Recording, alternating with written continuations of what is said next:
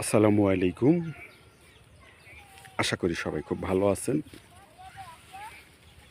আল্লাহ পাকের অশেষ মেহেরবানিতে আমিও ভালো আছি।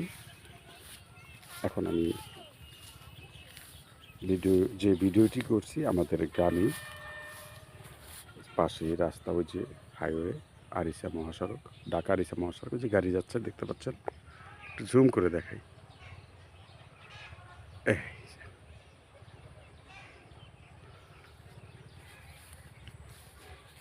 বাচ্চাদের নিয়ে একটু বের হলাম।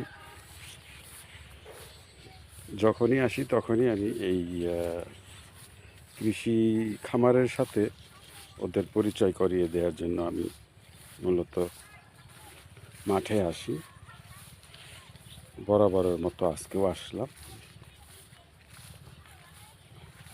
ওদেরকে পরিচয় করে দেব। কি এটা, কি ধান? এই এই এই এই এই এটা হইল না, এটা হইল না। রাস্তা বাদ দেয়া, এই যে রাস্তাতে যেতে হবে।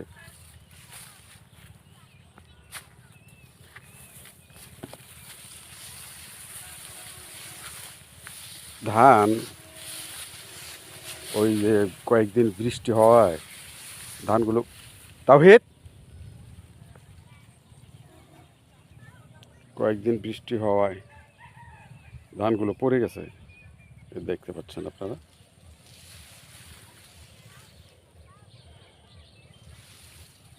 এখানেও পড়ে গেছে কিছু, এই যে অনেক পড়ে গেছে। আইলের পাশ দিয়ে কিছু দাঁড়িয়ে আছে, আর ওই সাইডে কিছু দাঁড়ানো আছে, কতগুলো ক্ষেত।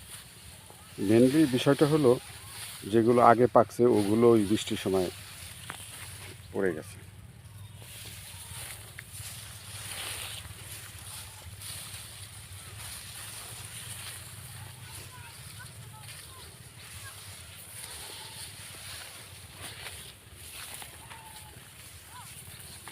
এটা হলো 28।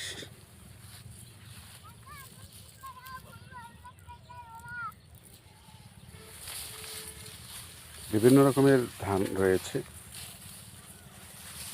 চিকন ধানও রয়েছে ওই পাশে। তাওহিদ, তাওহিদ,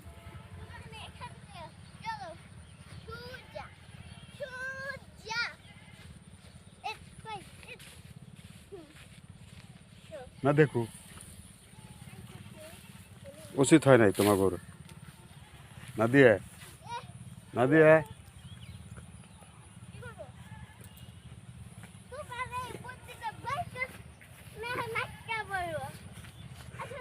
এই মাঝখানে ক্ষেতের আইল আছে, আইল দিয়ে আসো।